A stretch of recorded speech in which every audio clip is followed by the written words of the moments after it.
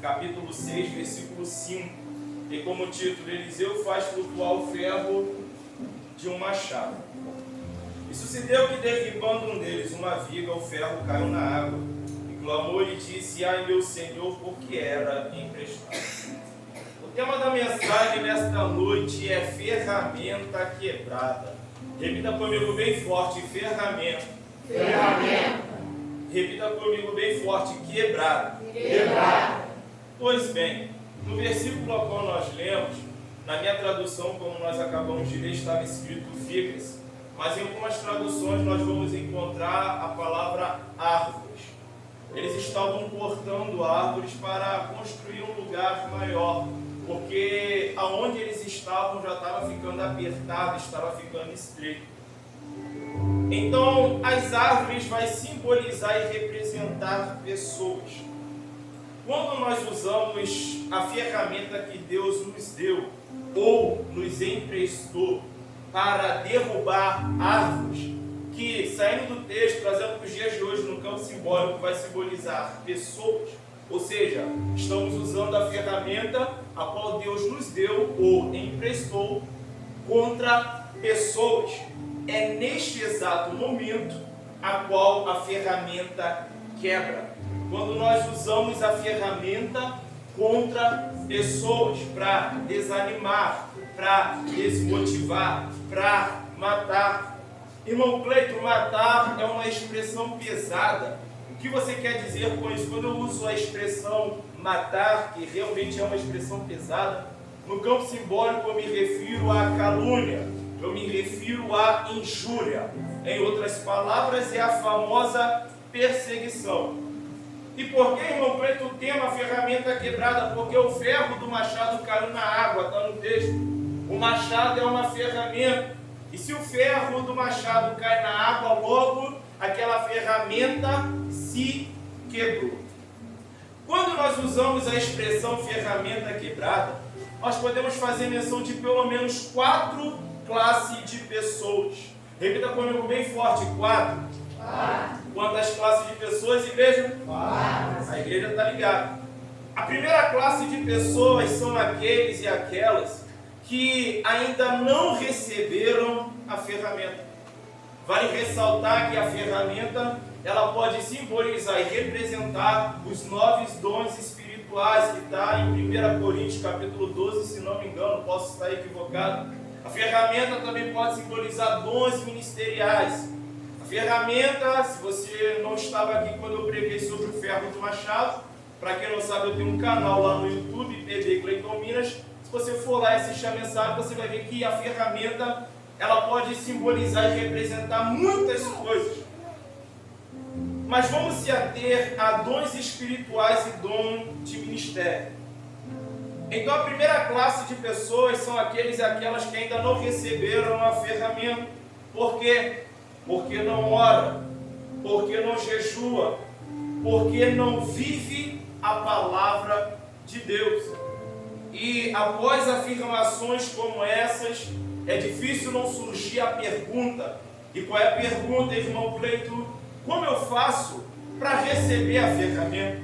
E aí nós vamos no livro de Jeremias, capítulo 29, versículo 13, diz assim: E buscar-me-eis e me achareis, quando me buscar de todo o vosso coração. Como eu faço, irmão Cleito, para alcançar, obter ou receber a ferramenta? 1 Crônicas, capítulo 16, versículo 11. Buscai o Senhor e a sua força, buscai a sua face continuamente. Lucas, capítulo 12, versículo 31. Buscai antes o reino de Deus, e todas essas coisas vos serão acrescentadas. Já que você já quebrou o gelo com esse irmão, que essa irmã que está do seu lado, dá uma palavra de ânimo para ele, diz para ele com carinho, respeito, mas com autoridade: a ferramenta vai chegar. Se ela não sorriu e ele não deu glória, é porque não acreditou. Fala de novo. Oh, aleluia. Quando Deus vem sobre a minha vida com uma palavra como essa, quando Deus vem sobre a tua vida com uma palavra como essa, dizendo que a ferramenta vai chegar. Logo entendo no campo simbólico que é Deus dizendo: o batismo no Espírito Santo vai chegar, os dons espirituais vão chegar e hão de se manifestar na sua vida. Então ele requer de mim, de você, apenas uma coisa. O que, irmão Cleiton? Perseverança. A segunda classe de pessoas que podemos fazer menção quando usamos a expressão ferramenta quebrada são as que guardaram a ferramenta, ou seja, não fazem mais uso dela.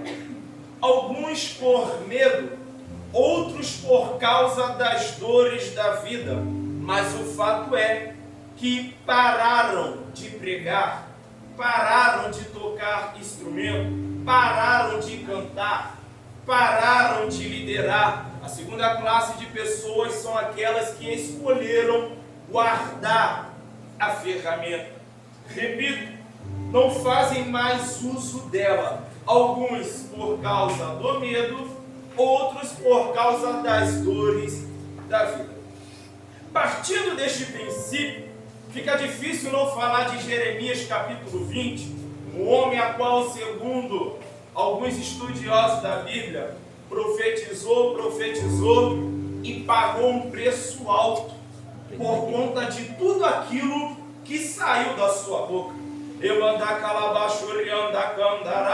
Em Jeremias capítulo 20, no versículo 2, você vai ver que Jeremias ele é ferido por abrir a sua boca e profetizar a verdade. No versículo 7 você vai ver que zombam de Jeremias. Mas o interessante é o que acontece no versículo 9. Vou dizer com minhas palavras. O versículo 9 é o momento ao qual Jeremias está dizendo basta. O versículo 9 é o momento ao qual Jeremias está dizendo chega. Só que bom é quando Deus se revela. E glória a Deus, porque cedo ou tarde Ele sempre se revela. Cedo ou tarde Ele sempre se apresenta. Eu imagino Deus se apresentando ao profeta Jeremias e trazendo alguns esclarecimentos. Aí Jeremias ele vai chegar à conclusão.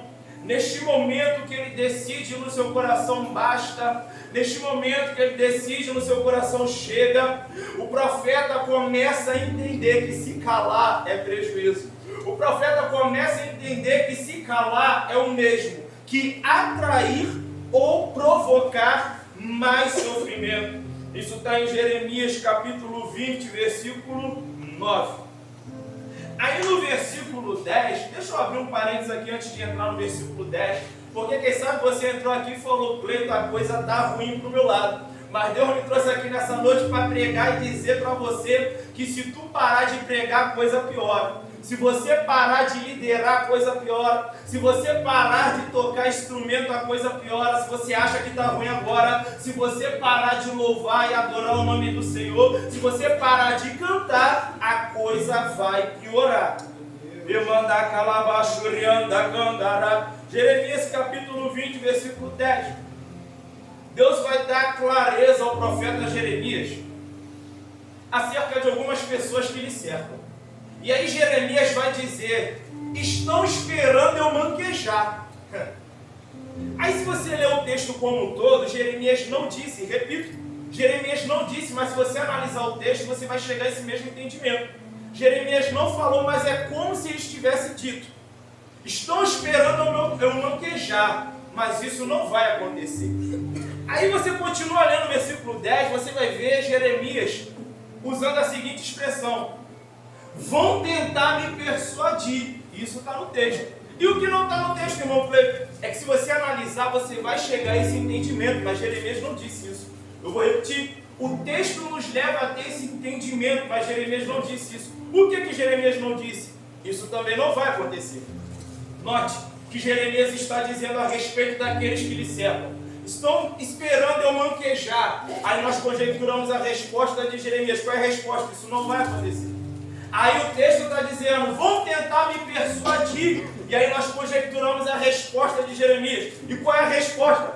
Isso também não vai acontecer. Vale ressaltar que você vai concordar comigo que alguém que está manquejando, alguém que está ferido, alguém que está ferida, é muito mais fácil você persuadi-lo. É muito mais fácil você persuadi-lo. Por quê? Porque geralmente essa pessoa já cansou de quebrar a cara. Geralmente essa pessoa já tentou diversas formas diferentes, mas não obteve êxito. Aí você chega com uma ideia nova. Aí você chega com um projeto novo. As probabilidades deste homem ou desta mulher aceitar ou pelo menos estar disposta a ouvir o que você tem a dizer é uma probabilidade muito alta. Por quê? Porque você está ferido. A maior confirmação disso é em Gênesis capítulo 32, fugiu agora o capítulo, mas você conhece a história. Jacó, quando ele luta com o anjo, esse negócio de manquejar é algo tão forte que quando o anjo tocou na junta da coxa dele, Jacó nunca mais foi o mesmo. Só que Jeremias ele tem um posicionamento forte, repita comigo, forte. Forte. Pode ser melhor, repita comigo, forte. Forte. Em outras palavras, me atrevo a dizer no meu pouco entendimento, que Jeremias ele tem o coração 100% aplicado dentro do propósito, mas não é dentro dos seus próprios propósitos, também não é dentro dos propósitos com aqueles que lhe cercam, mas é o propósito que Deus já estabeleceu para a vida dele antes mesmo dele nascer. Em Jeremias capítulo 1, versículo 5, antes que te formasse no ventre da tua mãe, eu te conheci. Antes que ela viesse a dar luz, já havia eu te santificado e te separado para uma grande obra. Partindo deste princípio, qual princípio, irmão Cleiton? Estou conjecturando com minhas palavras. Repito pela última vez, prometo. Jeremias está dizendo, estão esperando eu manquejar, mas isso não vai acontecer. Vão tentar me persuadir, mas isso também não vai acontecer. Partindo deste princípio, nós podemos fazer uma advertência dos céus. E qual é a advertência? Cuidado com a persuasão. Com muito carinho e respeito, mas com autoridade. Olha para quem está ao teu lado e diz para ela, cuidado. Pode ser melhor que isso, olha para ela e fala, cuidado. Agora olha para ela e diz com a persuasão. Olhe para cá. Aí você vai olhar para mim e vai dizer, mas irmão Cleiton, por quê? Porque isso não é algo novo. Isso vem desde lá de trás. Isso vem desde lá do princípio do mundo. E eu marquei aqui para a gente ler junto. Em Gênesis capítulo 3, versículo 5, diz assim, porque Deus sabe, a serpente falando para Eva, porque Deus sabe que no dia que dele comer, ela está se referindo ao fruto que Deus falou para não comer, se abrirão os vossos olhos e sereis como Deus, sabendo o bem e o mal. O que é isso? É a serpente persuadindo Eva. Então quando Deus vem com uma palavra como essa, sobre a mim e sobre a tua vida, para nós tomarmos cuidado com a persuasão, nada melhor do que a queda do homem para servir de exemplo do perigo e das consequências, dos perigos e das consequências que pode trazer para a vida de um homem, que pode trazer para a vida de uma mulher, quando este ou esta se permitem serem persuadidos. Ainda a segunda classe de pessoas, ou seja, aqueles e aquelas que escolheram guardar a sua ferramenta, como não fazer menção do profeta Elias, em 1 Reis, capítulo 19, versículo 4, você vai ver que o profeta Elias, ele vai desejar a morte. Ele está debaixo do pé de zinco. Jezabel, que é a cabeça do profeta Elias. Por quê? Porque o homem deu trabalho. Aleluia! A Bíblia vai dizer que Elias ele aniquilou os profetas de Baal. E Jezabel agora, que é a cabeça do profeta, o profeta quer ficar sozinho, não quer falar com ninguém, não quer ouvir ninguém, não quer ficar perto de ninguém. Tanto que o que reforça isso é quando ele pega o seu moço e deixa o seu moço em Berseba. Agora o profeta vai para debaixo do pé de zinco e diz, ó Senhor, toma agora a minha vida, porque eu não sou melhor do que os meus pais. E a Bíblia vai dizer que aquele que estava sentado desejando a morte, logo agora está dormindo. Simbolicamente falando, é o profeta Elias dizendo também: basta, chega, eu vou guardar a minha ferramenta. Só que, para surpresa do profeta Elias, a Bíblia vai dizer que Deus envia um anjo. Glória a Deus, porque ele sempre se revela. A Bíblia vai dizer que o anjo foi lá, tocou no profeta Elias, acordou Elias e deu para ele botija de água, pão cozido na brasa. Diz a Bíblia, não, irmão Cleiton, que o profeta acordou, despertou. Olha para quem está do teu lado com carinho, respeito, mas com autoridade. Diz para ela: desperta. O profeta despertou, irmão Cleiton. Como assim desperta? É Deus dizendo: chegou a hora de você se levantar. Quem sabe você enterrou os dons, quem sabe você enterrou o talento, quem sabe você enterrou as habilidades que Deus confiou e agraciou na tua vida por conta das dores da vida. Mas Deus está dizendo: chegou a hora de você se levantar. A maior prova disso é que quando o profeta volta a dormir, Deus envia um anjo de novo, porque Deus, ele é insistente.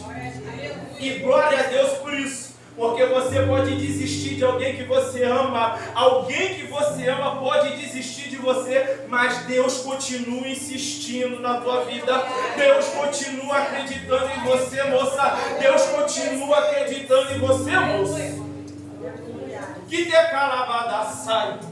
Aí quando o anjo aparece para o profeta Elias pela segunda vez, o anjo agora ele não vem mais só com provisão, porque a provisão já estava lá e Elias provou dessa provisão. Ele comeu do pão cozido nas brasas e ele bebeu da água. Mas o anjo agora vem com uma palavra. E qual é a palavra, irmão Cleiton? Levanta-te, come, bebe, porque muito longa ainda é a tua caminhada. Eu tenho uma palavra para você que entrou aqui achando que ia parar. Eu tenho uma palavra para você que entrou aqui achando que ia desistir. Deus nesta noite, ele está te dando força. Deus nesta noite, ele está te dando ânimo. Deus nesta noite, ele está te tomando pela tua mão direita e está dizendo: não temas, porque eu te ajudo, eu te sustento com a minha destra da justiça.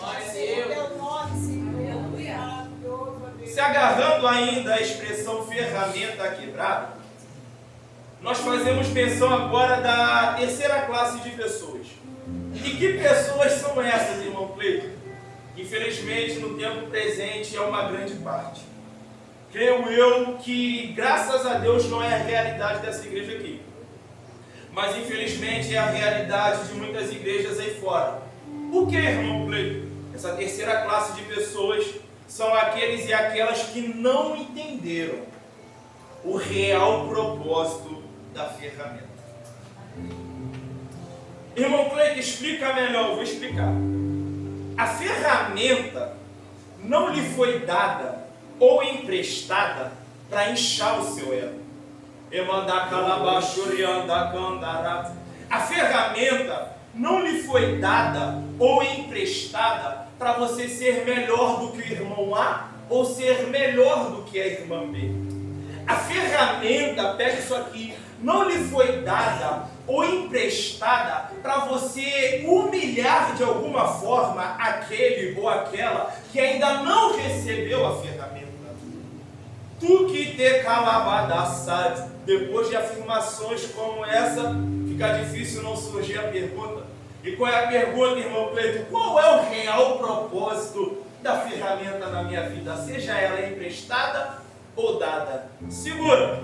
O primeiro propósito da ferramenta na minha e na tua vida: levantar os caídos. O segundo propósito da ferramenta na minha e na tua vida: promover cura. O terceiro propósito da ferramenta na minha e na tua vida: promover esperança. O quarto propósito da ferramenta na minha e na tua vida: promover salvação. O quinto propósito do real propósito da ferramenta na minha e na tua vida: promover restauração.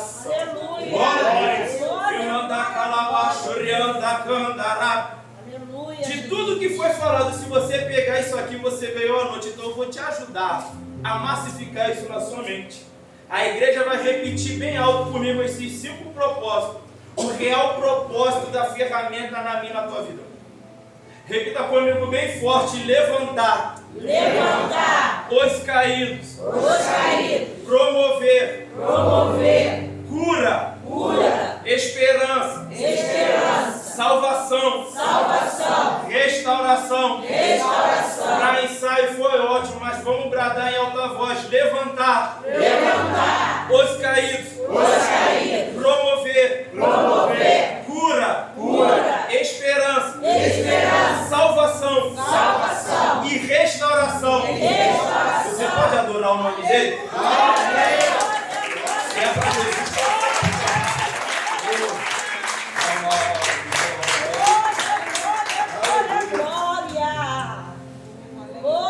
E agora nós chegamos à quarta classe de pessoas. Quando usamos a expressão ferramenta quebrada, a quarta classe de pessoas são aqueles e aquelas que, de fato, estão com a ferramenta quebrada. Como já falamos no início, a árvore, porque eles estavam usando o machado, que é a ferramenta, para derrubar árvores. Nós saímos do literal, trouxemos para o campo simbólico, a árvore vai simbolizar pessoas. Ou seja, quando usamos a ferramenta que Deus nos deu ou nos emprestou contra pessoas, para desanimar, para calamachúria, desmotivar, ou simbolicamente para matar com calúnia, injúria, perseguição, a famosa fofoca, é neste exato ponto, é neste exato momento a qual a ferramenta se quebra.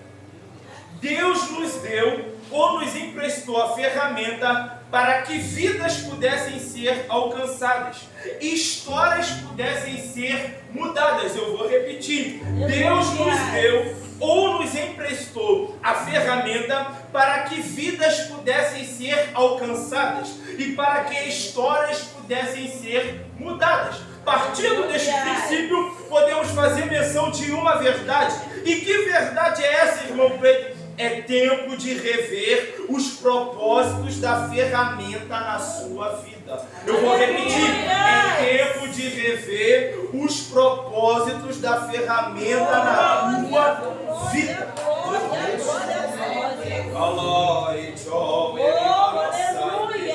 Santo de Israel. Na nossa caminhada, nós vamos nos deparar com pessoas que vão olhar para a sua vida, vão olhar para a sua história e vão dizer: olha, ela está passando por isso, por causa disso, disso, disso. Ele está passando por isso, por causa disso, ou provavelmente por causa daquilo. Olhe para cá. Guarde para você as suas teses. Guarde para você os seus achismos. Diante desta palavra, cai por terra o que você acha. Cai por terra o que você pensa. Diante desta palavra, cai por terra o que eu acho. Cai por terra o que eu penso e prevalece o que ele já falou a respeito da minha e da tua vida. Que te calabadasai, calamachúria. Ainda dentro dessa quarta classe de pessoas, que são aqueles e aquelas que de fato estão com a ferramenta quebrada, nós podemos ir em Provérbios, também marquei aqui, para nós lermos juntos. Provérbios capítulo 6, versículo 16 ao 19. Diz assim: estas 6 coisas aborrece o Senhor, e a 7ª a sua alma abomina: olhos altivos, língua mentirosa, mãos que derramam sangue inocente, e coração que maquina pensamentos viciosos, e pés que se apressam a correr para o mal. Versículo 19. E testemunha falsa que profere mentiras, e o que semeia contenda no meio dos irmãos.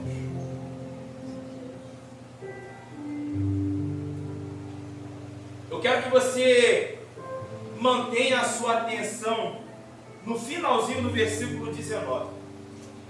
No que a alma de Deus abomina, aquele e aquela que semeia contenda no meio dos irmãos. Olhe para cá. Se você não tem a dignidade de defender o seu pastor, de defender a sua pastora, de defender o seu bispo, a sua bispa, o seu irmão em Cristo, a sua irmã em Cristo, que congrega contigo, que caminha contigo, o mínimo pode fazer é não emprestar a sua boca e os seus ouvidos para Satanás. Meu Deus. Eu sei que é ruim de dar glória, mas a palavra é essa.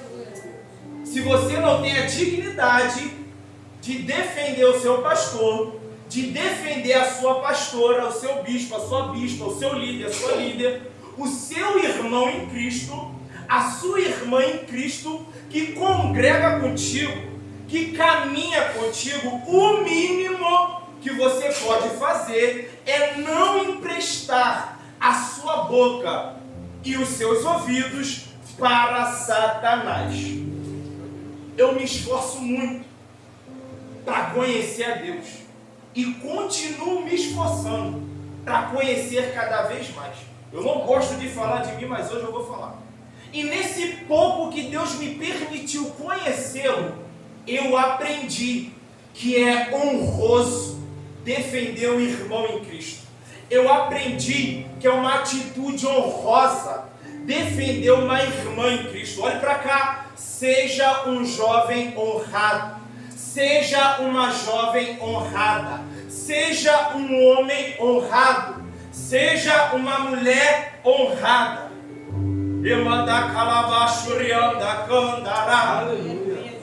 Mateus capítulo 15, versículo 11.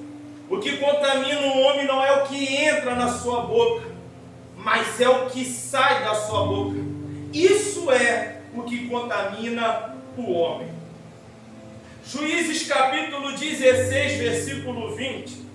Sansão não sabia que o Senhor já tinha se retirado dele. Por que, irmão Cleiton? Porque falou o que não devia falar e para quem não devia falar. Eu vou repetir. Sansão já não sabia que o Senhor havia se retirado dele, porque falou o que não devia falar para quem não devia falar. É triste dizer, mas eu preciso falar. Existem pessoas que estão justamente igual Sansão. Como, irmão Cleiton? A ferramenta já quebrou há muito tempo e ele não percebeu. A ferramenta já quebrou há muito tempo e ela não percebeu. Repita comigo bem forte: que Deus nos guarde. Deus nos guarde. Pode ser melhor: que Deus nos guarde. Deus nos guarde. Repita comigo bem forte: que Deus nos livre. Deus nos livre. Cala, machura, não se preocupe que eu já estou terminando. Escute. Se você prega muito, isso é uma ilustração. Se você canta muito, se você é fera nos instrumentos, se você lidera bem, ou é um ótimo liderado, uma ótima liderada, se você soma bastante na obra, não tem receio nenhum de suar o rosto em prol da obra, glória a Deus pela sua vida. Mas se você carrega consigo todos esses atributos, todos esses adjetivos, mas está inserido na contenda, eu tenho duas verdades para liberar sobre a tua vida, encerrar essa mensagem e passar o microfone para quem é de direito. Primeira verdade: a sua ferramenta já quebrou há muito tempo. Eu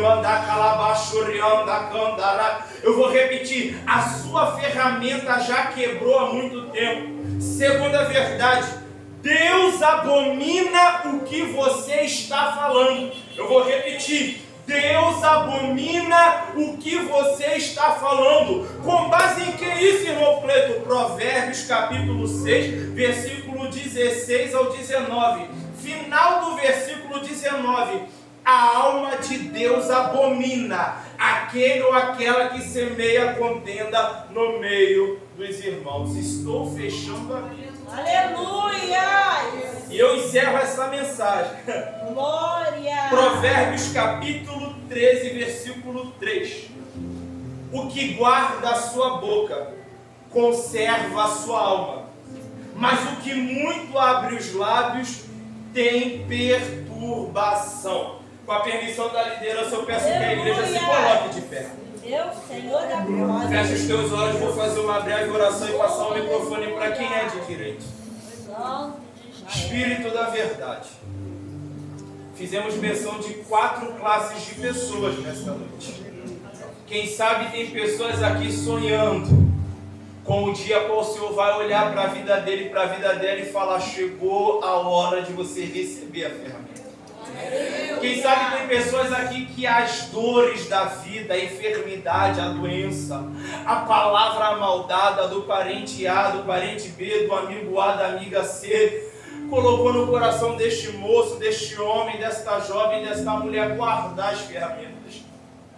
Eu não sei qual é a realidade que cada um está vivendo aqui, mas uma coisa eu sei. O Senhor, através desta palavra, o Senhor nos tratou. O Senhor nos trouxe conscientização do real propósito da ferramenta em nossas vidas. E uma vez que entendemos o real propósito da ferramenta, logo levantamos o caído. Logo, ó Pai amado, curamos o ferido. Logo trazemos esperança para aquele e para aquelas que já perderam. Logo promovemos, meu Pai amado, caminho de salvação para aqueles que necessitam. E o Senhor, através de nossas vidas, promove restauração.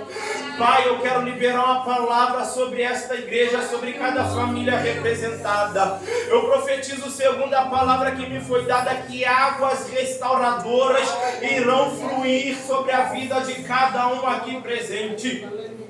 Que o Senhor venha restaurar a saúde, que o Senhor venha restaurar relacionamentos, que o Senhor venha restaurar casamentos, que o Senhor venha restaurar sonhos e projetos. Pai, te glorificamos, a honra e a glória é tua, o louvor é para ti. Guardamos, ó Pai, essa palavra no nosso coração para não pecar contra ti, em nome de Jesus.